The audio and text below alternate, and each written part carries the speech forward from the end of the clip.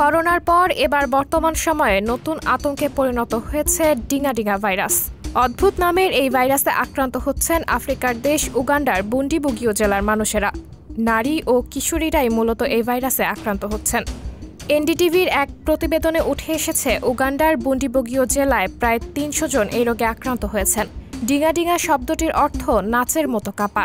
এই রোগে আক্রান্ত ব্যক্তিদের শরীরে অনিয়ন্ত্রিত কাঁপুনি শুরু হয়। এ কারণেই ভাইরাসটির নাম রাখা হয়েছে ডিঙা। এটি এখনও অজানা কিভাবে এবং কেন এই রোগ ছড়াচ্ছে, তবে স্থানীয় চিকিৎসা বিশেষজ্ঞরা এর কারণ ও প্রতিকার বের করার চেষ্টা চালিয়ে যাচ্ছেন। কিছুটা করোনার মতোই এই ডিঙা ভাইরাস।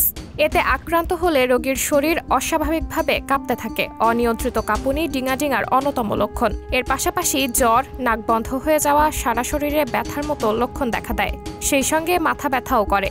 তবে ভাবনার বিষয় হচ্ছে শুধু করোনাই নয়, ডিঙায় আক্রান্ত হলে ইনফ্লুয়েঞ্জা, ম্যালেরিয়া ও হামে আক্রান্ত হলে যেসব লক্ষণ দেখা যায় সেগুলোই হয়। আক্রান্ত ব্যক্তি খুব দুর্বল হয়ে পড়ে, এমনকি অবস্থা ভয়াবহ হলে দেহ পক্ষাঘাতগ্রস্ত হয়ে যেতে পারে। সাবরিনা জলিল, সবার কথা।